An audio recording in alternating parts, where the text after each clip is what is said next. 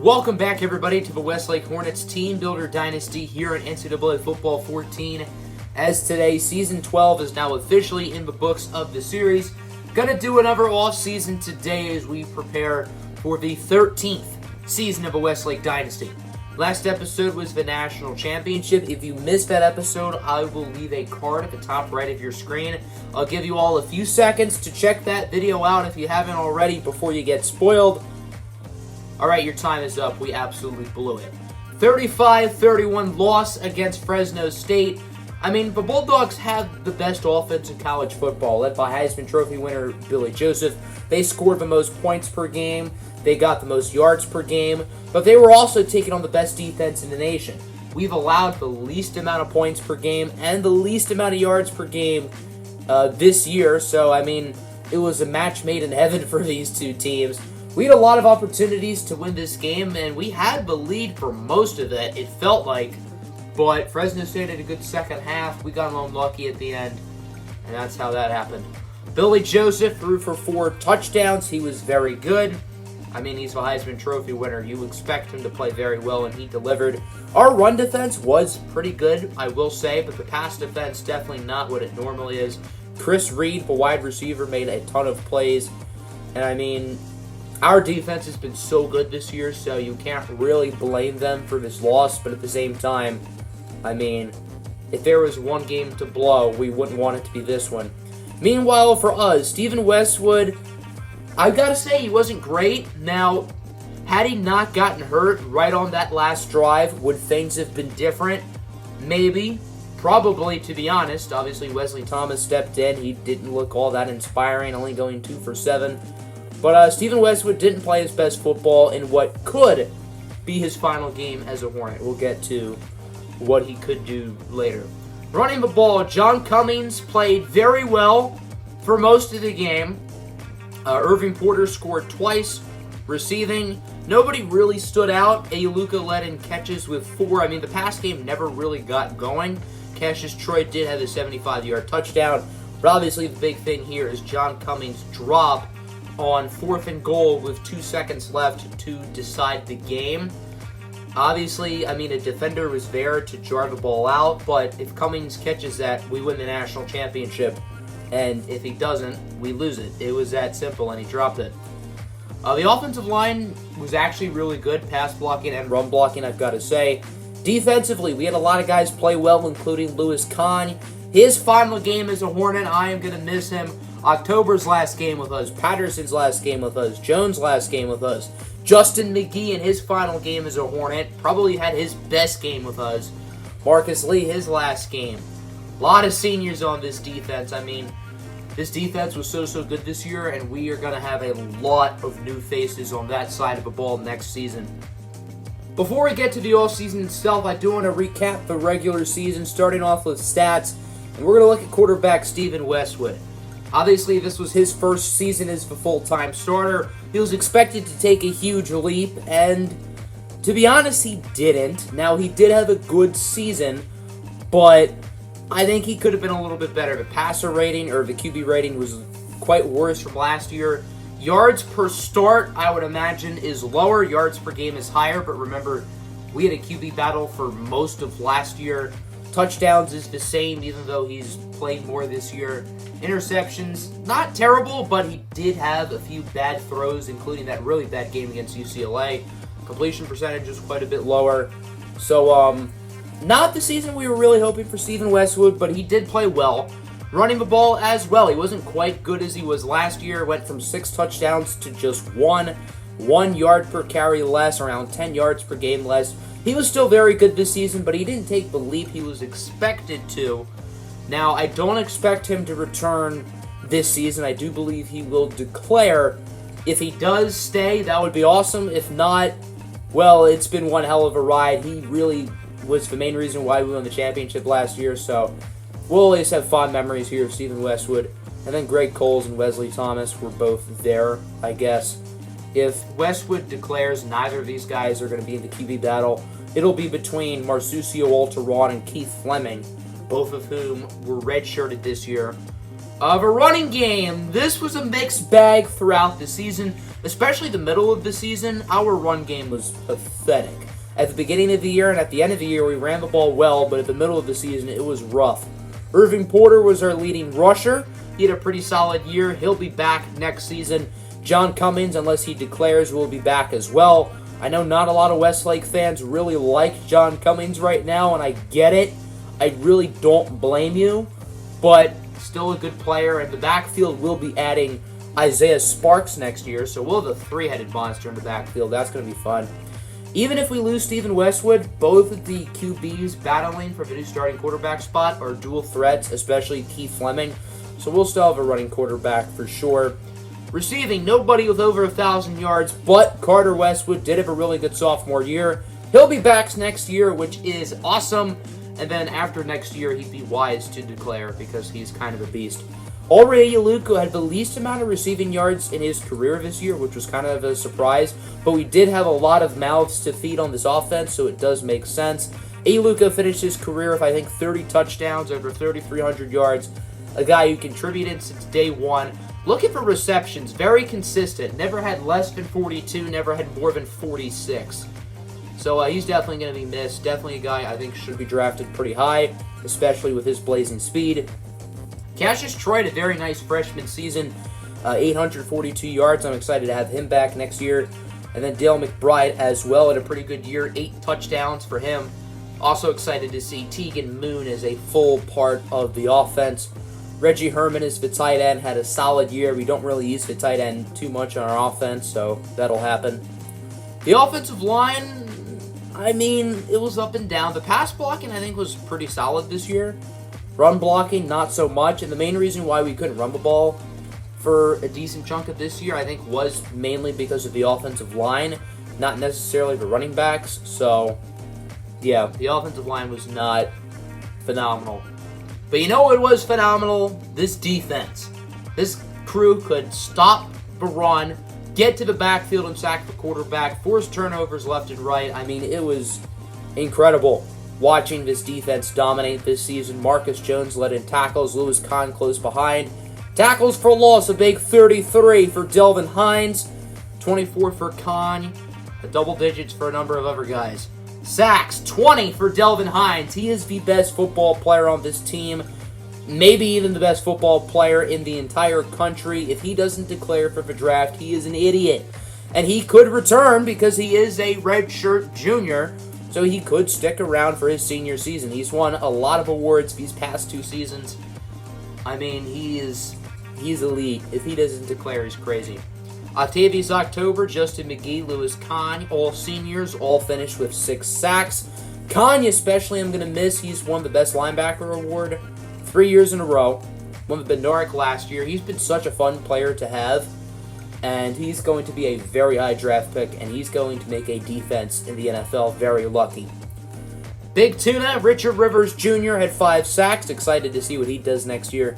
4 for Wilson, and then here are the other guys. Interceptions. The past few seasons, we've not had a lot of interceptions collectively. This year was different. 6 interceptions for Anthony Mitchell. He's another player I'm worried about declaring, and he probably should declare. I think he'd be a first-round pick. He had a lot less tackles this year, which is a good thing. That means he's allowing less catches. 6 interceptions, probably among the highest mark in the nation. So what a season for Anthony Mitchell. Marcus Jones had a phenomenal senior season. 6 sacks, led the team in tackles. This man was all over the field consistently. Won his 2nd straight Jim Thorpe Award this season. Very excited to see what he does in the NFL. Richard Richards with 4 picks. I don't think he'll declare. I hope he doesn't. I don't think he will, but I certainly hope not. Kyle Harris with 4 as well. Kyle Harris was the 4th cornerback on the depth chart, and he still found ways to make an impact. So really excited to see what he does with an extended role next season. Marcus Lee with 2. Definitely going to miss him. He's been very consistent these past 3 seasons. He has dropped a lot of interceptions, I will say. I mean, I call him Brick Hands Lee. So, yeah, he does not have great hands, but he is a great player. John Paul Patterson with 2 interceptions as well. Sad to see him go, but he's been a really good player for us the past 4 seasons. Tristan Moon with 1 pick. He'll be a big part of the defense next year. And then McGee with 1 as well. Fumble forces, 4 for Hines, 3 for Kahn, 2 for JPP, 1 for a number of other guys. 2 fumble recoveries for Wilson and Kahn, 1 for a number of other players. And then defensive touchdowns. I see a 2 in there for Marcus Jones, 1 for JPP, 1 for Richards, and 1 for Kyle Harris. Kicking. Volker Gantz was awesome this year. I mean, he's been kind of the meme throughout his career, but this year he stepped it up. 18 for 22, perfect on extra points. He did not miss a kick within 50 yards, which is incredible. And even from 50-plus yards, he went 4 for 8. Which is pretty solid. I think he is an NFL caliber leg. I don't think he'll be drafted because he's a kicker, but I think he'll be an NFL caliber kicker for a while. So I'm gonna miss Volker Gantz, but I'm excited to have Zebediah Phoenix II as our new kicker. Punter Greg Guillory, didn't have to call his name too much, but he exists, I guess. Let's take a look at the awards. The Maxwell went to Tony White, who had a really good year for the Ohio Bobcats. I don't know why this game loves Ohio so much, but they do. Ohio State's quarterback, Ross McKinney, finishes in 2nd. There's Preston Garrett, the 3rd. We saw him this year. Billy Joseph in 7th. The Heisman Trophy winner, none of our players. Walter Camp goes to Wendell Hardy. This guy is really, really good, by the way. Big loss for Alabama's offense since he is going to be leaving. None of our players in there. Bednarik, yeah, there's a lot. Now, in this game, I mean, you always have your players very high on the defensive awards, whether they should be or shouldn't be, but with how good our defense was this year, I think it's justified having everybody in the top 6 and 8 of the top 10. Nearly our whole starting defense is in here. Delvin Hines does win the award, but we have nearly our whole starting defense in here, which is wild. Nagurski also goes to Delvin Hines. Just give him every award, even if it's not for defense. Just give it to him. Marcus Jones, Kyle Harris, both in there as well. Davey O'Brien goes to Tony White. No Westwood. Doak Walker goes to Wendell Hardy. No John Cummings or Irving Porter. Biletnikoff goes to Philip Smith. None of our guys. I think Carter Westwood is easily one of the top 12 receivers in the nation. He just didn't put up the numbers to show it. John Mackey goes to Reggie Robertson. We'll never have a tight end here. We don't throw it to our tight ends very often. Outland went to Bill Collier. Brandon Flores in 5th. Josh McClellan in 7th. We are losing multiple pieces on our offensive line this offseason, as you can see, so definitely going to have to replace them. Remington went to Marcus Anderson. No Mike Rhodes in here, because this is only for centers. Lombardi went to Delvin Hines, unsurprisingly. Octavius October in there at the bottom. Lewis Kahn, best linebacker, a.k.a. the Owen Jackson Award. Justin McGee finishes in 4th. The Jim Thorpe Award, we had the top 5, so pretty much all of our starters in the secondary. Marcus Jones finished in 1st, followed by Marcus Lee, Kyle Harris, Richard Richards, and Anthony Mitchell. No JPP, though. Lou Groza went to Daughtery. Volker Gantz in 7th. Ray Guy went to Justin Mason. No Guillory. And the best returner went to Adam Ellis. Don't know if he's related to the legendary Alex Ellis. No. Ulrich Luco there in the top 12. Our Hornets had quite a few All-Americans. Here's the All-NCAA first team. Got 2 of our offensive linemen, Josh McClelland and Brandon Flores. Defense. All right, we got a lot here. Delvin Hines. Sheldon Diggs, we went after him in recruiting a couple years ago. Guess he turned out pretty good, clearly. Justin McGee, Lewis Kahn, Richard Richards, Kyle Harris. They gave it to these 2 over Mitchell? I mean, as good as Richards and Harris were, I think you got to give it to Anthony Mitchell over them. That's disrespectful. Marcus Lee, Marcus Jones. And then on the second team, we got J.B. Givens, Octavius October. There's Anthony Mitchell. Okay, good. Can't let Mitchell get robbed. All Pac-12 first team, we got McClelland, Flores, Givens, Hines, October, Big Tuna. McGee, Kahn, Richards, Harris, Lee, Jones. Volker Gantz is in there as well. And then on the second team, Stephen Westwood. No skill position players, though. I think Carter kind of got robbed. Carter Westwood absolutely deserved to be in here. Stephen Allen, the left guard. Dwayne Morton. Mike Wilson, all made it. Anthony Mitchell, JPP, Greg Guillory. Good to see them all making it. Let's take a quick look at bowl results. Real quick, nothing too notable here at the top. BYU wins the Las Vegas Bowl, our rivals. So I guess that's fun. Our other rival, Utah State, loses to UAB in their game. Let's get to the big ones. Number 5, Michigan squeaks past Georgia 34-31. Penn State, they entered the Big Ten Championship week at 12-0, number 1 in the nation. Then they got killed by Rodney Allen and the Hawkeyes, and then got killed here by Florida. So I guess Penn State decided not to show up in the postseason. Ohio finishes number 4. I told you this game loves them. Iowa beats Navy in the Rose Bowl. Good for Rodney Allen. Good for him. I know not a lot of people like him, but you know what? Good for him. He deserves it. UCLA wins the Fiesta Bowl over Oklahoma. Ohio State finishes number 2. I kind of saw that coming. They beat Auburn in the Sugar Bowl. That's a pretty good matchup. Texas plays Alabama again. A rematch of the Natty a few years ago, and once again it looks like Texas wins in a nail-biter. And then obviously our game, we unfortunately lost to Fresno State. And we finished as the number 3 team in the nation, which is kind of what I was expecting. I didn't think we were going to stay at 2, and I assumed we weren't going to go down too much farther. So I was expecting to end up at 3. I do want to take a quick look here at Rodney Allen's numbers. Also, don't mind that it says he's a junior. Obviously, he's a senior. I'm just going to edit this player to not be Rodney Allen. But he had a really good year for Iowa. Almost 4,000 yards, 34 touchdowns, 13 interceptions. In his first year as a full-time starter, he was really, really good. And the 2023 stats, those weren't Rodney Allen's actual stats, by the way. I had to edit a previously made player, so that's why. He also had a good year running the ball. 8 touchdowns, 743 yards. I mean, he's a really, really good player. He's going to be the first quarterback taken in this draft, potentially a top 5 pick. So very curious to see how his NFL career will go along. And we'll be able to follow that in the Jacksonville Jaguars franchise, which I'll explain why that's significant in just a second. So I have skipped the coaching carousel stage and have gone right to players leaving. We will briefly look at coaching changes, but then we will get to see who is departing from our football team. Both of our coordinators needed a new contract, and only one of them is back. Our offensive coordinator, Warren Ruggiero, signed an extension, so he has returned. However, we have a new defensive coordinator, and it's Brent Venables. That's an interesting hire. That's an interesting one.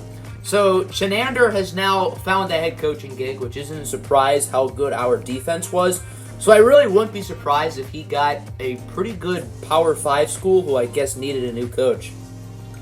My hypothesis was correct, as Texas A&M fired their previous coach Fuente and had an opening. So Eric Chenander is now the new head coach of the Texas A&M Aggies and has an A+ prestige without being a head coach at the collegiate rank ever. Good for him. You know, he deserves this. Our defense was so good last year. Getting a big-time program in the SEC, this is a really, really good landing spot for Chenander. Good for him. Alrighty, time for players leaving. I don't think we've ever anticipated the players leaving stage more than this season for a number of reasons.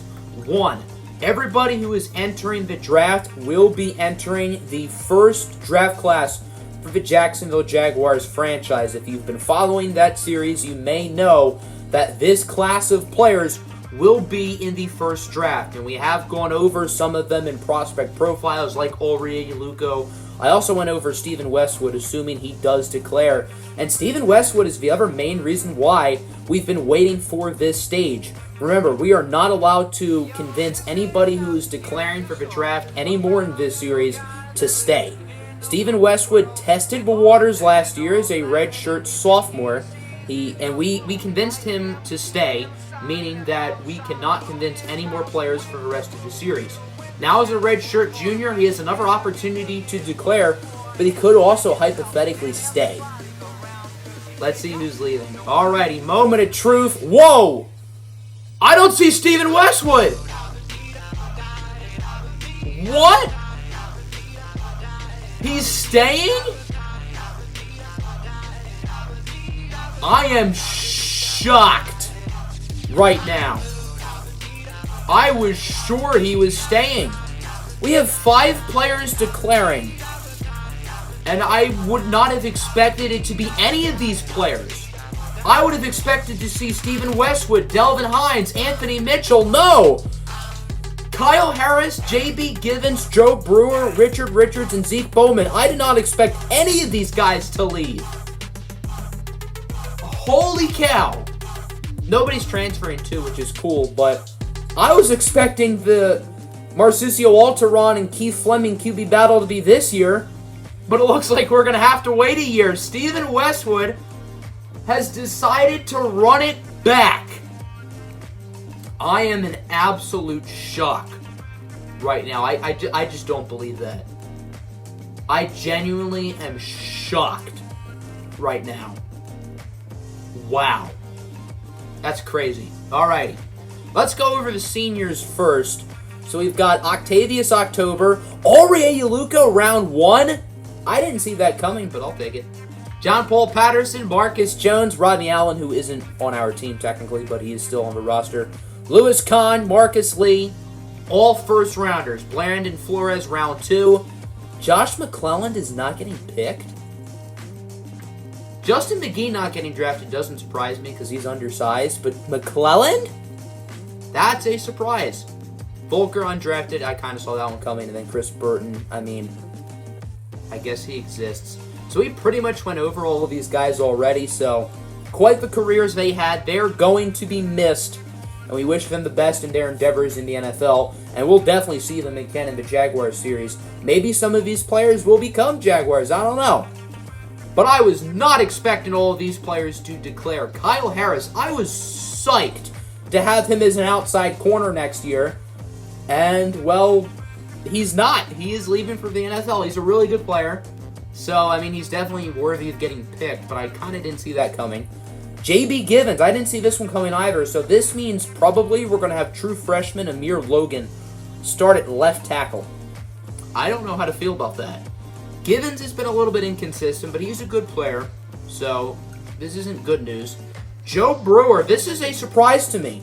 So this means we're going to have 3 new starters at the linebacking positions. I expected Brewer to really be one of the faces of our defense this coming season, but he's decided to leave for the NFL. I mean, he was a starter at left outside linebacker this past year, and he was fine.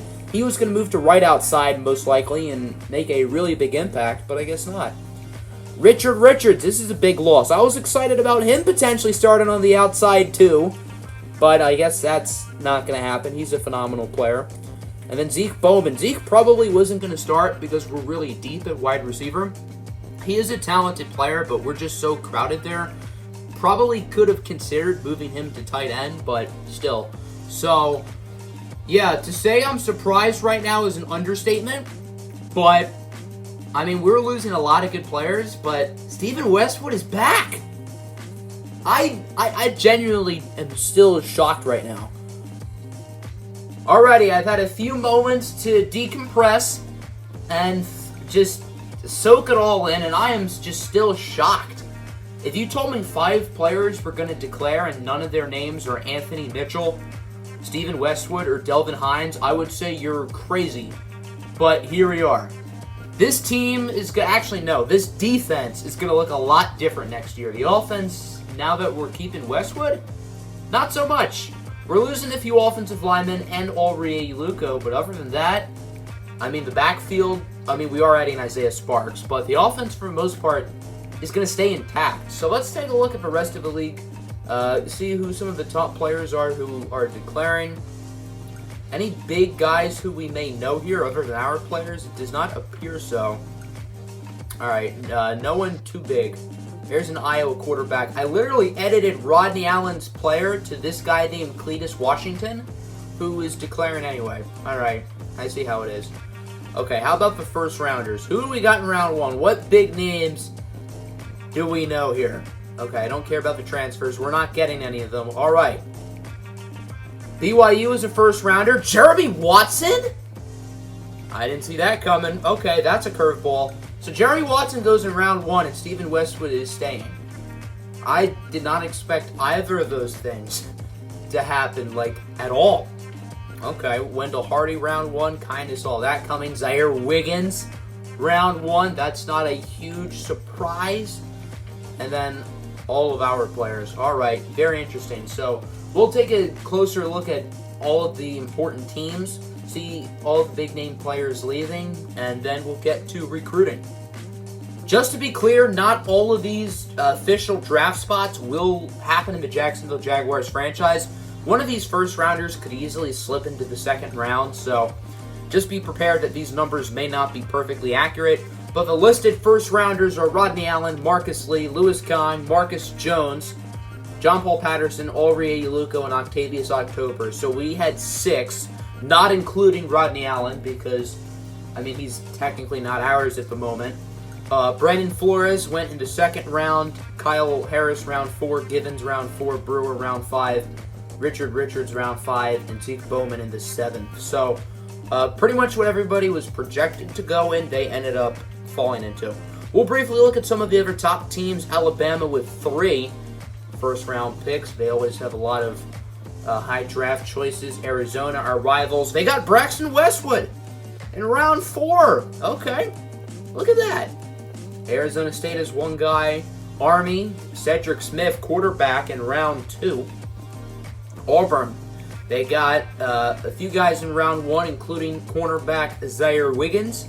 Terry Harley in the 2nd. Him, along with Wiggins, were both players we went after in recruiting. BYU, our rivals, they had a first-rounder, Ray Dean. I know he's, like, ridiculously fast. Matthew Hines in the 7th. That's interesting. Boise State, nobody. Cal, we know Jeremy Watson is a first-rounder. Wow. They had a fullback going round 3. Wow, okay. Credit to you. Credit to you, Cal. I mean, they're not an elite college football program, but they breed a lot of NFL talent. Clemson, no first-rounders, only 1 day 2 pick as well. They do have a bunch of day 3 guys. Colorado is a 7th-round corner, Paul King. We're going to have a corner who gets a lot of playing time this year named Paul King, considering 3 of our top 4 guys left.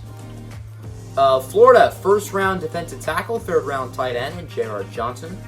Florida State, first-round running back, Larry Crenshaw. They had another running back, Sean Watkins.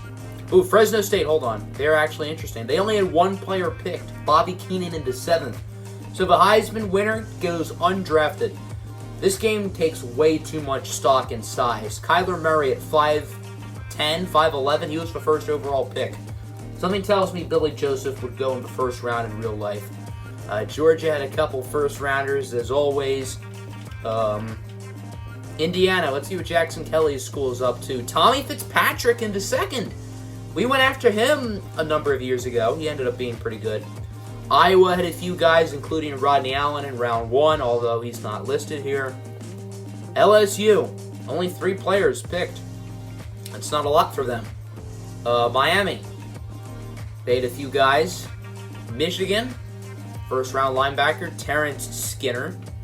Michigan State, 4th-round guy, Jason Giardi. They got Navy.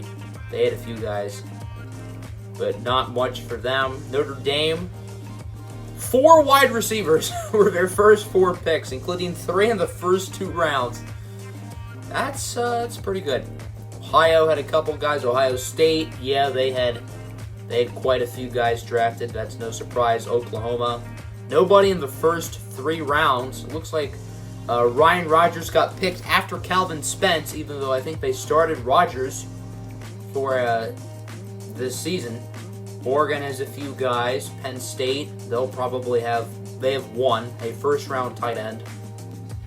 Anybody else interesting? South Carolina, they got a few guys. Stanford is a few. Tennessee is nobody. Texas has a few guys. Texas A&M losing 2 players. Anybody else? UCLA, is Preston Garrett in here? No, but Garrett will be in the actual draft, so this is a lie. Utah, 7th-round quarterback, Jermaine Evans. Utah State is nobody. Washington has a 4th-round running back. Wisconsin has a few guys, and that's about it. So, now on to recruiting. Assuming we didn't get a transfer request, because we've never gotten a transfer in the history of this series. Oh my God, we got a transfer. Steve Taylor is the very first player in school history to transfer here. Now, he sucks. Probably never going to play for us. But we've never gotten a transfer in this entire series. 12 seasons, over 2 years of real time, and we finally got one. I never thought I'd see the day. I don't know what's more surprising, the fact that Stephen Westwood didn't declare, or the fact that we actually got a transfer. Probably the latter, if we're being honest. Alrighty, on to recruiting, and this is a very weird year for recruiting because we're going after a lot of duplicate positions. Got 2 tight ends very high on our board, 2 corners. We lost 3 corners in the offseason, so we may be looking at some. We've already got a really good center in this class. So the only player I'm 100% putting points into right now is safety Shenner Tabuka, because we do need safeties pretty bad. Currently, we have the 2nd ranked class in the nation. We don't have that many players in our class this year, but we have a lot of good ones. Justin Graves is the #1 player in the nation. Got a few wide receivers in here. Joe Lilly is a monster. Can't wait to use him. Matt Miller is a beast. Amir Logan is probably going to be a day 1 starter with the departure of J.B. Givens. So we don't have that many guys, but we've got a lot of good players in here. So Boudaga's getting points, I can tell you that for sure. We're definitely going to go after at least one of the tight ends. I don't really see a reason to go after both of them. And then same for the corners. We don't have a reason to go after both, so we're probably just going to go after one. Maybe we go after Smith, maybe we go after one of the defensive linemen, but this is a really awkward year for recruiting. I don't know how to feel about it. So this is how I'm going to be allocating our recruiting points. Shenner Tabuka will be receiving 6,000, and it's very simple. If we don't get Boudga, I'm going to be disappointed. We need more depth at the safety position, and he's a really, really good player. I don't see Minnesota putting 6,600 points into him, so we should be okay. For tight end, I could have put all of my eggs in the basket of Lamar Gallagher or Terrence Johnson. I'm going with Gallagher because we are up by 950 on Central Michigan, whereas with Johnson, we're only up by 130, and there are 2 teams going after Johnson, whereas for Gallagher, there's only one other team, that being Central Michigan. So I feel more comfortable with going after Lamar Gallagher here, so that's why he's our top target. If Oregon and Stanford don't put any points into him, I mean, that'd be cool, but I wouldn't bet on that.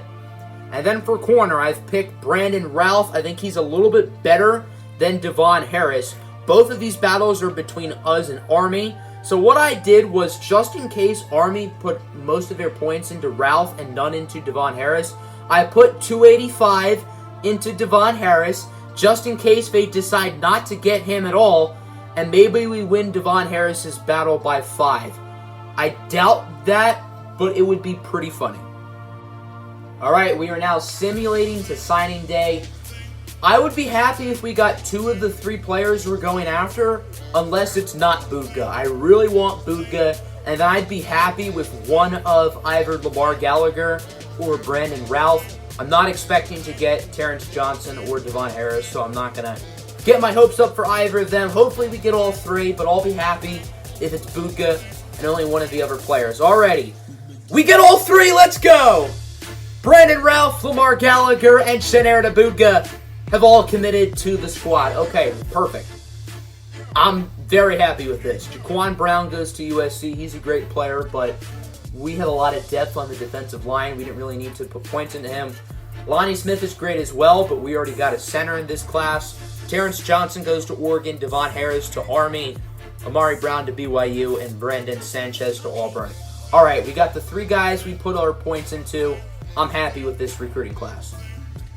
So here's a look at our final recruiting class. We ended up finishing with the #1 class in the nation once again. Starting with Shenner Tabuka, it looks like Minnesota put in around 3,000 points for him. Lamar Gallagher, we got pretty easily. Brandon Ralph, we won by about 2,000. It looked like Army split their points between Ralph and Devon Harris, hoping that we wouldn't go after one of them. Obviously, we went after Ralph, so I just tried to make sure we get one of them. Army tried to go big or go home, and they still got one of them, so I don't think they're too upset. And then the guys we already had, Justin Graves, Elton Smith, Darius Franklin, Josiah Mendez, Joe Lilly, Florentino Phoenix, Matt Miller, Amir Logan, Russell Ingram Jr., Lewis Huffman, and Richard Golden. Only 14 players here. That is not a lot. I assume we do got some walk-ons probably joining the squad. So, yeah, let's see who they are. It appears that we ended up with 2 backups. Outside linebackers C. Kelly and strong safety Jay Mitchell are 2 players who I don't recognize. Mitchell is a 6'5" strong safety. Okay, I kind of like this guy, even though I know nothing else about him, but shoot, he could be pretty good if he's a 6'5" safety. Now on to the position changes stage. This team looks so different. I mean, that senior class was the heart and soul of our roster, and now Stephen Westwood is the highest rated player on the team. I didn't think I'd be saying that today. I assumed he'd be preparing for the NFL, but obviously he is running it back. So, we do have a few athletes, Justin Graves and Joe Lilly. Lilly is going to be a corner. I can pretty much guarantee you that, right? He's an 81 at 3 safety, and we could kind of use a safety. 75 at running back, 79 at receiver. What about Justin Graves? He has similar strengths to Lilly. Okay, so I'm going to have to think this over, but probably Graves is going to go to corner, and Lilly's going to go to 3 safety. Alright, after thinking about it, I have decided to put both players at corner.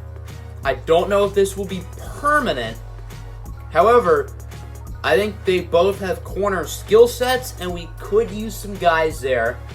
Now, I'm considering maybe next offseason we move one to safety, maybe we move one to the offensive side of the ball. Both of them can play offense, so I think that's what we're going to do. Now I'm going to evaluate the rest of the team and see if there are any other positions I need to move around. After going through the roster, I don't think there are any other positions I really need to change. So let's move on to the next part of the offseason. It's everybody's favorite part of the offseason, training results. Well, we have some new members of the 99 Club and get to see all of our young players progress. So Delvin Hines is now a 99. That's not really a surprise. I mean, considering he was a 97. Looking at the rest of the team, Wesley Thomas goes up to a 96. Both freshman quarterbacks, Alteron and Fleming, go up 5. At running back, John Cummings is a 94. Irving Porter is an 87. Isaiah Sparks goes up 6. That is a big upgrade. Good to see Sparks working. He's going to be ready to rock and roll this season. Godwin goes up 3. Carter Westwood only goes up 3. He's now a 96. Troy a 91. Moss a 90, even though he's probably not going to play. Dale McBride only went up 3. That kind of stings, although both him and Tegan Moon now have 98 speed. I like that a lot. Mo Rogers is an 86 as a redshirt freshman. That's pretty good. Tight end, Reggie Herman is now a 90. No left tackle. Left guard, Stephen Allen, 93. Our transfer, Taylor, is a 68. Mike Rhodes, 89. Wiggins, 84. Kyle Harris, 83. He's going to start this year. So instead of having a Kyle Harris start at corner, since he is declaring, we're going to have a different Kyle Harris start. This one at right guard. Dwayne Morton, a 90. Hines, obviously, a 99. Mike Wilson goes up to a 95. Big Tune is now a 93. Linebacking, I'm very curious to see these upgrades. Washington is an 89. Harris is an 89. Benson an 85. Rollins an 87. At corner, Anthony Mitchell does not become a 99. He's only a 98. Terry 89. Tristan Moon 89. King, Bailey, and Adams. I definitely want Bob Adams to play this year. He is such a fun player. He is going to be on the field this year, and he won't just be a corner, I'll tell you that. Kevin Blanchard is a 92. He'll be starting along with Jacques Vallone, who's a 90. Zebediah Phoenix is now an 88. And Greg Guillory does not become a 99. He is only a 98. Alright, good stuff. Since we did not have a big recruiting class, we don't have a lot of players we need to cut. We only need to cut 2 guys. So, let's see who they're going to be. The 2 players I will be cutting are 40 overall guard Terry Colbert, who I guess just joined the roster. And then outside linebacker Cornelius Kelly. You know, I would... Oh, we can't? Oh, fun. Can we cut Taylor? We cannot. Okay, I actually kind of have to think about this. Okay, I'm not even going to lie. This JUCO safety, Jonas Mitchell, kind of looks like a baller. And I really want to keep him, but there's like nobody else I can cut.